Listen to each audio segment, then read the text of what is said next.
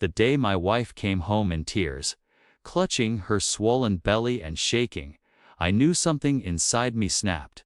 The neighbor, Karen, had crossed a line she could never come back from. For weeks, she'd made our lives miserable with her petty threats and cruel notes. But this time, she went after the one person I'd sworn to protect. My wife was 8 months pregnant, exhausted, and terrified, and Karen thought she could get away with it. What she didn't know was that our son, our quiet, patient, off-duty cop, was about to give her a lesson she'd never forget. For years, my wife and I dreamed of a quiet place to raise our family. A home far enough from the city to breathe, but close enough to visit our grown son on weekends. When we finally found that little corner lot on Maple Grove Lane, it felt like peace itself. The neighborhood was spotless, lined with freshly painted fences, manicured lawns, and smiling faces that waved as you drove by. It wasn't perfect, but it was ours. After a lifetime of hard work, this was the calm we'd earned. My wife was 7 months pregnant at the time, glowing and full of life. Every morning, she'd water the flower beds while I tinkered in the garage, fixing up an old rocking chair for the nursery. The air smelled like cut grass and coffee, and for the first few weeks, we felt like we'd stumbled into a postcard. That illusion didn't last long. It started small. Little notes tucked under our door about neighborhood standards. At first, we thought it was friendly advice. Maybe we hadn't trimmed the hedges just right, or our garbage bins were a few inches too close to the curb. But the tone changed quickly. The letters stopped being polite reminders and started sounding like warnings. The last one ended with, "Compliance isn't optional." That's when we met her. Karen, the self-appointed guardian of Maple Grove. Mid-50s, always dressed to perfection in bright colors that matched her lipstick, and a permanent scowl that could cut glass. She claimed to be the HOA liaison, though no one ever voted her into anything. Every time we saw her, she had that same red folder clutched in her hands, the one filled with violation forms, rule books, and printed emails that made her feel powerful. At first, we tried to stay polite. My wife, ever the peacemaker, would wave and smile. But Karen never waved back. She'd just stare, eyes darting to our yard like she was scanning for crimes.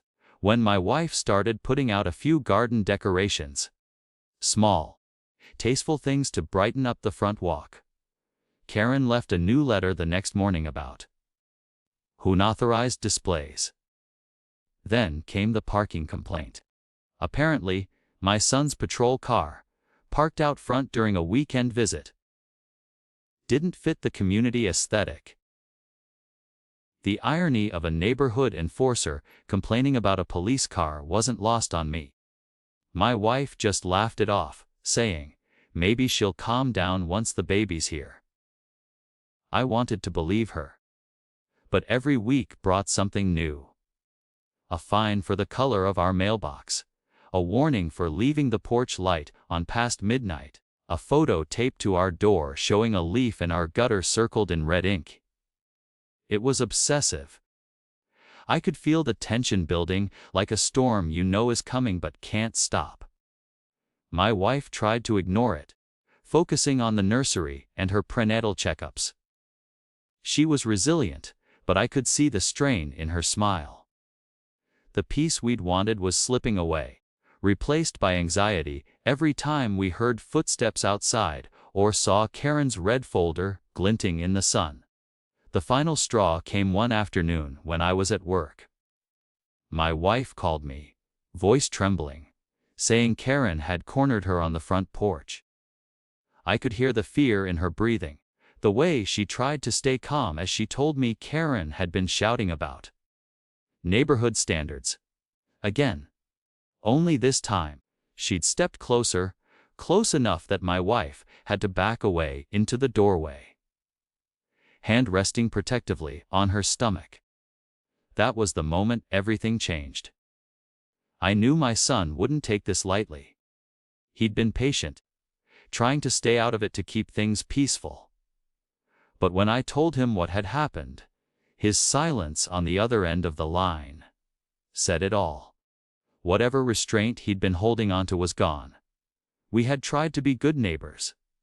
We had followed the rules.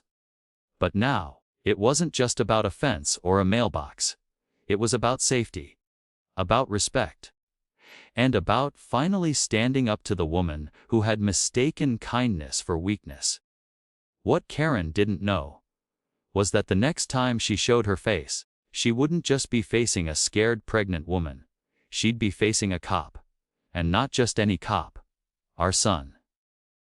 When I got home that night, the first thing I saw was my wife sitting on the porch steps, hands trembling around a cup of tea she wasn't drinking. Her eyes were red, her breathing uneven. The moment she looked at me, I knew something had broken. She told me what happened, how Karen had marched up our walkway with that red folder like she was serving a court summons, how she had accused my wife of violating neighborhood integrity, for hanging a wind chime near the front window, how she'd leaned in close, voice dripping with disdain, and said, "You people don't belong here." I felt my blood run cold. This wasn't just an HOA dispute anymore. This was targeted harassment. That night, I called my son. He'd always been level-headed, the kind of cop who solved problems with patience instead of force. But when he heard that Karen had screamed at his pregnant mother, something in him changed. His voice was calm, but there was steel underneath. He told me not to confront her yet. He wanted to handle it his way. Quietly, legally. Over the next few days, the harassment picked up like clockwork. Karen started leaving anonymous notes in our mailbox, typed letters warning about fines for unsanctioned decor, unapproved landscaping, and public disturbances.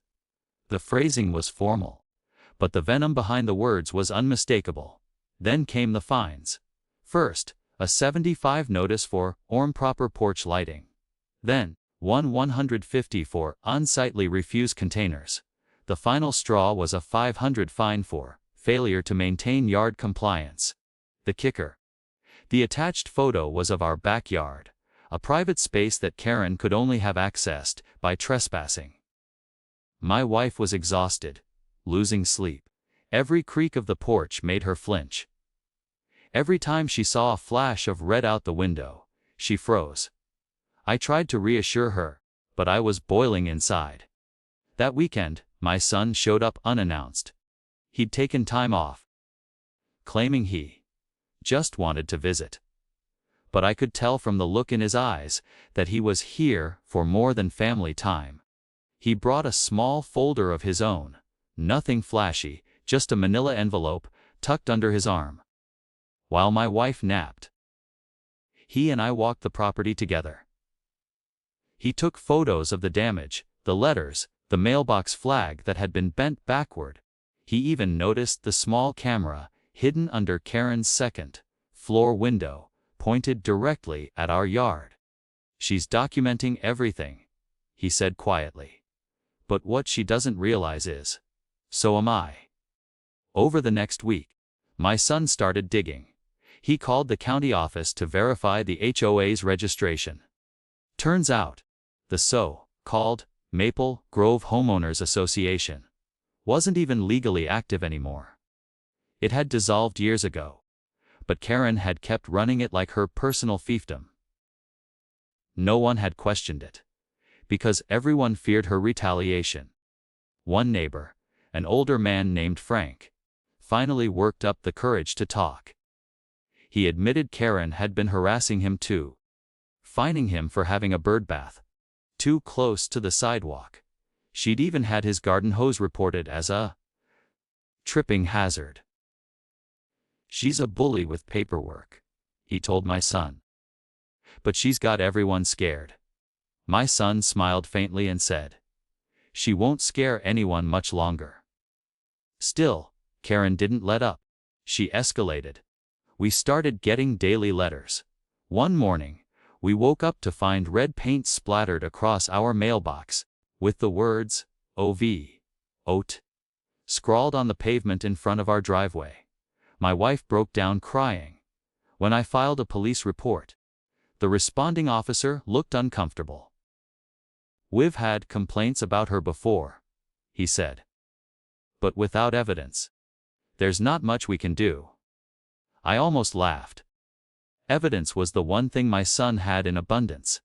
He'd installed a small security camera above our porch light. A tiny black lens that blended perfectly with the siding. The next morning, it caught Karen in full color. She was creeping up our walkway at dawn, red folder under her arm, glancing over her shoulder, before slipping another envelope into our mailbox. Inside was a letter claiming she was initiating removal proceedings for our continued defiance. When my son showed me the footage, I could hardly breathe. It wasn't just proof of harassment, it was proof of trespassing, intimidation, and impersonation of a legal entity. But my son didn't want to rush it. He wanted to build a case that would stick. So he waited. He gathered statements from neighbors, photos of damage, and copies of her fake fines.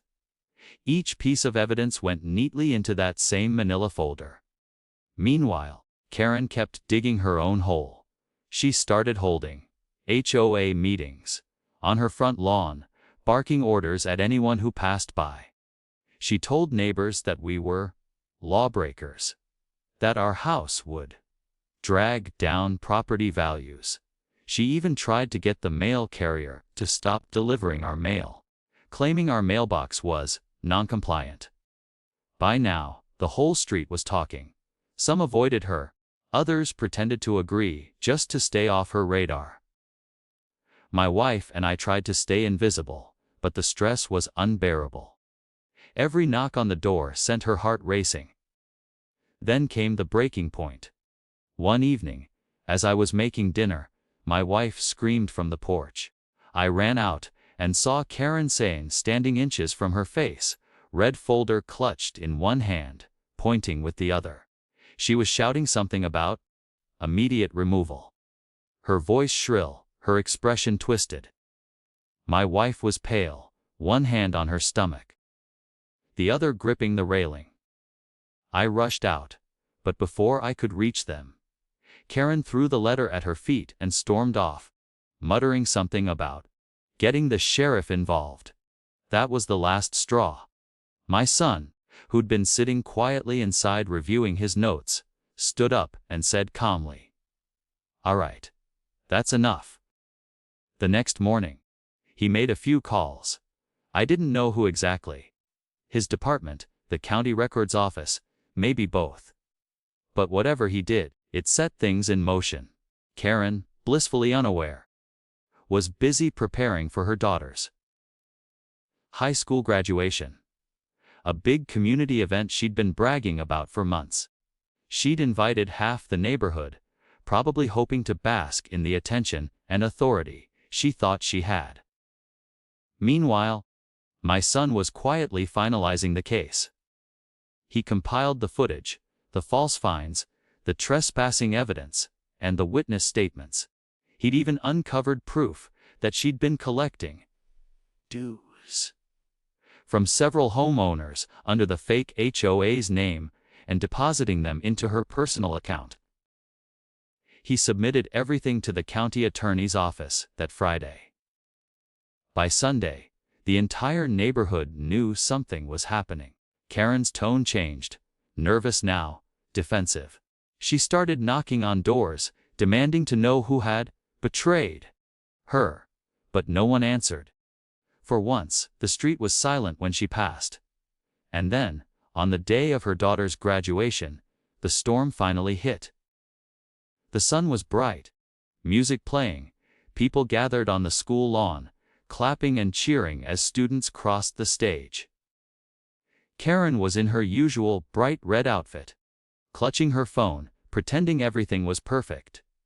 But she kept glancing around, uneasy. Across the crowd, my son stood quietly. Sunglasses on, hands folded in front of him. He wasn't in uniform, but he didn't need to be. When the county sheriff approached the stage with 2 deputies, you could hear the collective gasp ripple through the audience. Karen's smile faltered as they spoke to her, gesturing toward the parking lot. Her face went pale. Then came the handcuffs. The crowd erupted in whispers, phones raised, people recording.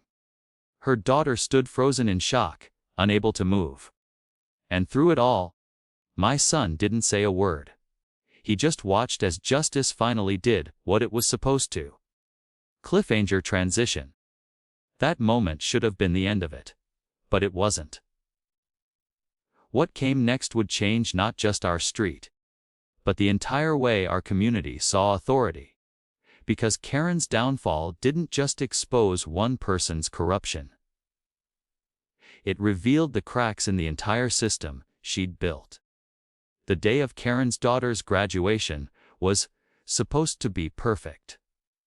At least, that's what she'd been telling everyone for months. She'd been planning it like a royal coronation. Color-coded seating charts, decorations matching the school colors, even a VIP table near the front where she and her family would sit. Her husband was barely involved. He was the quiet type, always looking like he'd rather disappear than cross her. But Karen, she was radiant in that blinding red dress, strutting around like she owned the place. To everyone else, she was the picture of control. The self-appointed guardian of the neighborhood's standards. But behind that painted smile, the cracks were starting to show. What she didn't know, what she couldn't know, was that my son had already set everything in motion. For weeks, he'd worked quietly with the sheriff's office, the county legal department, and even the local housing authority. Every single complaint she'd filed, every fake fine she'd issued, every dime she'd stolen under the guise of HOA dues, it was all documented, signed, and verified. There was no wiggle room, no excuses, no escape.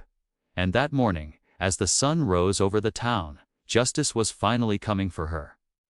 The school parking lot was packed. Cars lined the street, parents chatting, kids in gowns posing for pictures. I remember sitting in the back row with my wife, her hands resting on her belly, finally smiling again for the first time in months. But my son wasn't smiling.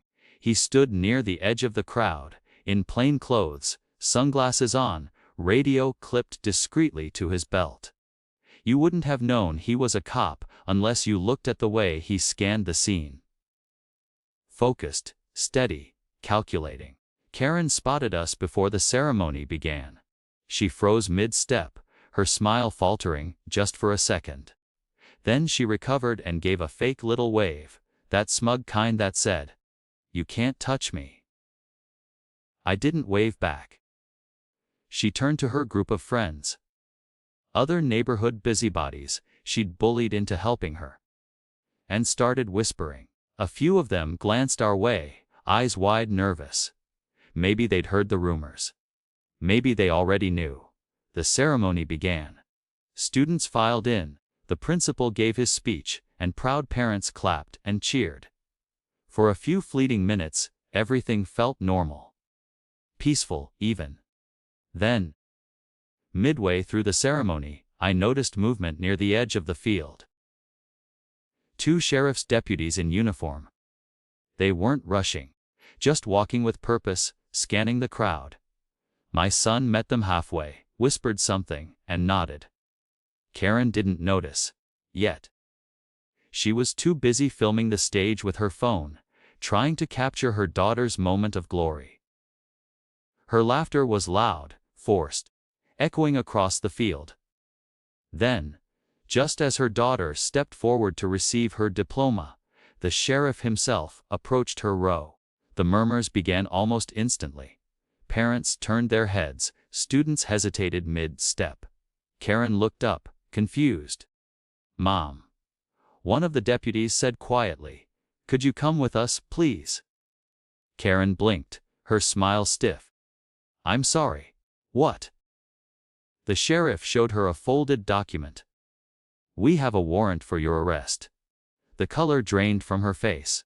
Her phone slipped from her hand and hit the grass. Her friends gasped. The crowd went silent. Her daughter froze on the stage, diploma half extended, staring at her mother in disbelief. Karen stammered something about a mistake and, "You can't do this." But the sheriff's tone was calm, firm, and final. "Mom, please stand up." I don't know if it was adrenaline or disbelief that made the moment stretch the way it did. But it felt like time slowed down. The sound of the crowd faded. All I could hear was the rustle of fabric, the click of the handcuffs, and Karen's breathless protests. The queen of the HOA, the woman who'd spent months tormenting my pregnant wife, threatening our family, poisoning the neighborhood, was being escorted away in front of everyone. And my son was the one who made it happen. He didn't smirk. He didn't gloat. He just watched, arms crossed, as she was led across the field, her red dress glowing under the sun like a warning flare. When the deputies passed our row, Karen turned toward me, eyes wild. "You did this!" she hissed. "You think this is over? You think you've won?" I didn't say a word. My wife just took my hand, squeezing gently. "Let her go," she whispered. "It's finally over." But she was wrong. It wasn't over. Not yet. That evening, the news spread like wildfire. Videos from the graduation flooded social media. Clips of Karen's arrest, the shocked faces, the whispers in the crowd. The comments were merciless. "About time someone took her down." "She fined my dad $200 for a flag." "She made my mom cry over a mailbox color." Within hours, local news stations were running the story. Fake. OA president arrested for fraud and harassment. It turned out she'd been running her association illegally for years, extorting thousands in fake fines and maintenance fees. She'd even threatened to place lions on people's homes she had no legal authority over. The county attorney confirmed everything. The case wasn't just about harassment anymore. It was fraud, impersonation, and intimidation. The next morning, I woke to the sound of laughter. Real, light-hearted laughter, from my wife. She was reading messages from neighbors. People were thanking us. Thanking my son.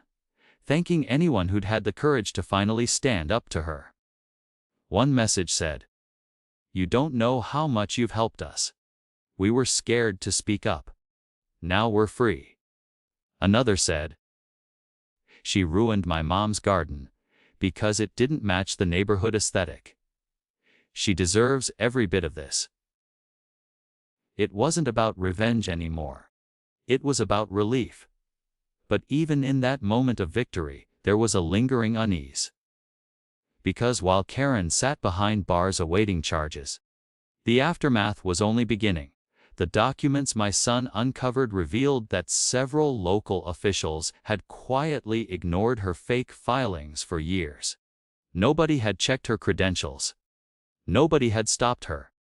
She had built her little empire on intimidation and paperwork, and the system had let her. That realization hit harder than anything else. It wasn't just one Karen who did this. It was a system that let people like her flourish unchecked.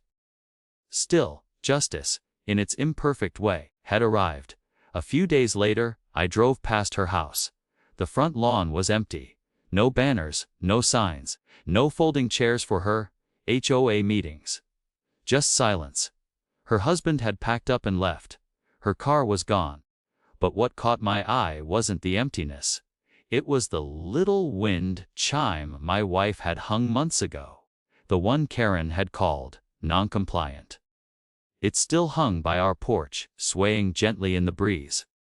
The sound was soft but steady, like a small declaration of freedom. My son came by that weekend. We grilled out back, the air filled with the smell of charcoal and summer. He didn't talk much about the case, said it was still ongoing, but he seemed lighter. Proud, even.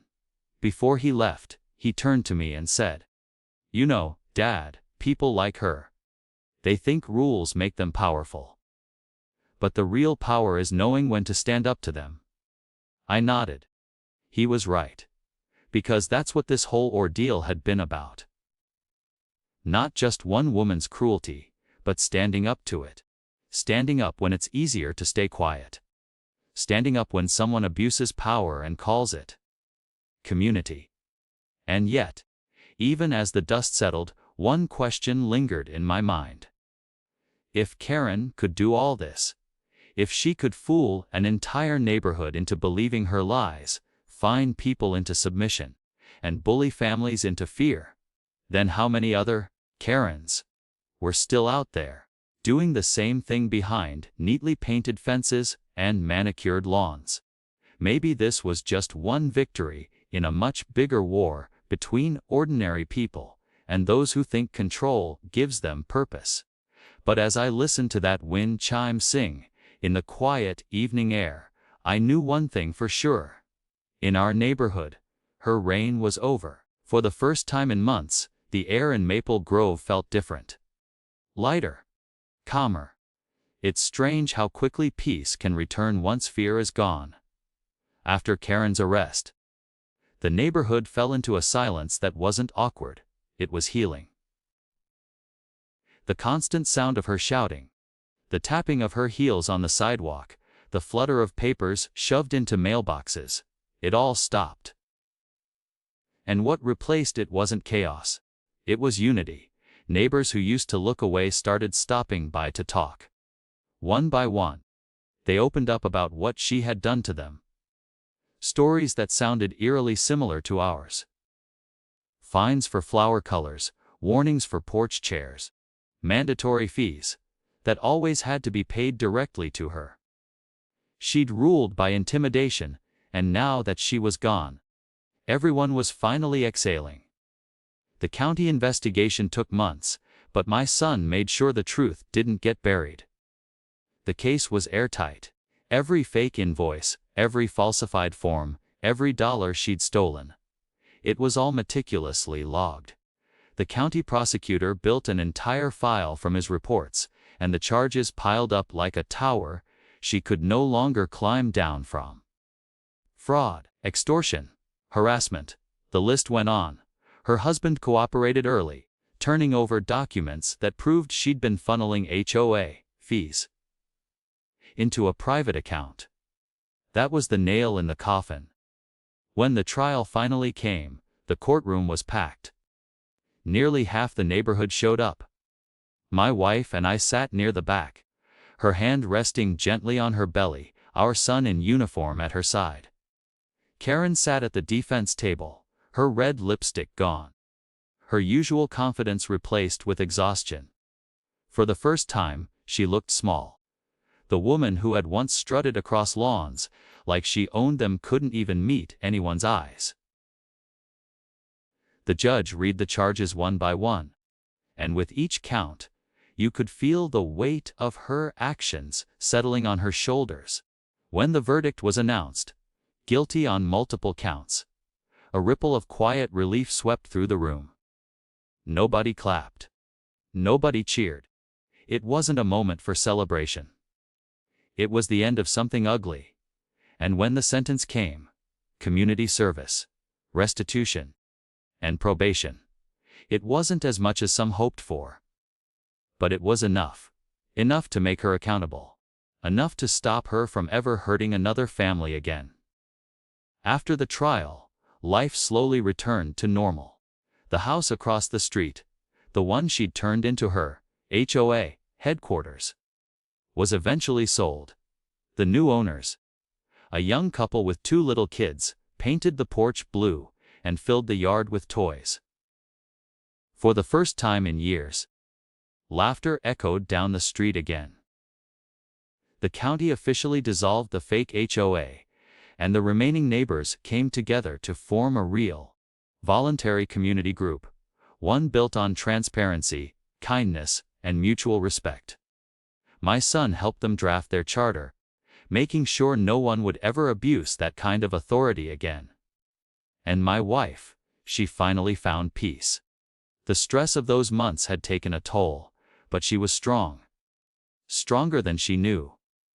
She carried our baby full term, and when our daughter was born, healthy, perfect, and calm, it felt like life was giving us back everything Karen had tried to take. We named her Grace. Because that's what it took to survive it all. Grace under pressure, grace in the face of cruelty, and grace in choosing peace instead of revenge. A few months later, I ran into one of the deputies who had helped with Karen's arrest. He told me something that stuck with me. She never thought she'd get caught, he said. People like her rarely do. They build their own little worlds, where they're untouchable. But it only takes one person to say enough, to bring the whole thing down. That one sentence kept echoing in my mind, because that was the truth. For so long, everyone in the neighborhood had been too afraid to speak up. They'd let her control them with fear and paperwork. And once we stood up, once my wife refused to be bullied, and my son refused to let it slide, everything changed. It made me realize something deeper about power. People like Karen don't crave fairness or community, they crave control. And control only works when others give them permission. The moment someone pushes back, the illusion crumbles. One day, months after everything had ended, I got a letter in the mail. It was from Karen, handwritten, no threats, no demands. Just a single page, her handwriting shaky. She wrote, "I let things get out of hand. I thought I was helping the neighborhood. I see now that I was just trying to control it. I hurt people. I hurt your wife. I don't expect forgiveness, but I needed to say I'm sorry." I didn't know what to make of it. My first instinct was anger. After everything she'd done, after all the pain she caused, a single page felt meaningless. But as I read it again, something in me softened. Maybe it was the baby sleeping peacefully in the next room. Maybe it was the look of contentment on my wife's face. But I realized that forgiveness wasn't about her. It was about us. About finally closing the door on something that had consumed too much of our lives already. So I didn't write back. I didn't need to. The silence said enough. As seasons changed, the neighborhood transformed. The fences that once divided us became gathering spots for conversations. The same people who had avoided eye contact now shared baked goods and helped each other fix sprinklers. And every so often, I'd catch sight of my son walking down the street in uniform, stopping to chat with kids or helping an elderly neighbor carry groceries. People trusted him, not just because he wore a badge, but because he'd proven something to them. That even when power is abused, there's always someone willing to stand up for what's right. He became a quiet symbol of hope in that community. And my wife, she started a small garden club for the neighbors. Something that had once been prohibited under Karen's bogus rules. Every Saturday, they'd meet in our backyard, swapping plants and stories, laughing about how far they'd come. It wasn't just about flowers. It was about reclaiming joy. A few years later, on the anniversary of Grace's birth, we hosted a neighborhood barbecue. Everyone came. Families, kids, even some of the newer residents who'd only heard stories about the reign of Karen. As the sun set over Maple Grove, my wife stood up to give a small toast. She said, "I used to think peace meant silence. But now I know, it means standing together. It means not letting fear decide how you live. Everyone clapped. A few even teared up. And as I looked around at the smiling faces, illuminated by the soft string lights, I realized she was right. Peace isn't the absence of conflict. It's the presence of courage. Later that night, after everyone had gone home, I stood alone in the yard, listening to the soft hum of the wind through the trees. The old wind chime was still there, swaying gently, playing its quiet tune. I thought about Karen. Not with anger, but with a strange sense of closure. She'd lost everything she'd built, but maybe that was what she needed to finally see herself clearly. Maybe, somewhere, she was rebuilding her life too. And maybe, just maybe, she'd learned that control doesn't create community, kindness does. Looking back, it's almost surreal how something so ugly led to something so beautiful. Our family grew stronger. The neighborhood came together, and the fear that once hung over every doorstep had turned into something we never expected. Connection. Karen's story became a cautionary tale for new residents, a reminder of what happens when one person's ego outweighs everyone else's peace. And our story. It became a quiet legend in Maple Grove, one about standing your ground, protecting what matters, and never letting intimidation win. Because that's the thing about people like her. They thrive in silence. But once the truth comes out, once someone has the courage to push back, their power evaporates, and what's left behind is freedom. In the end, justice didn't just mean punishment. It meant change. It meant healing. And as I stood on that quiet porch, watching my wife rock our baby to sleep under the glow of the porch light, I realized we didn't just survive Karen's chaos. We grew beyond it. The world is full of Karens. People who mistake authority for importance, who confuse fear with respect. But if there's one thing this experience taught us, it's this: bullies can't win forever. Not when good people refuse to stay silent.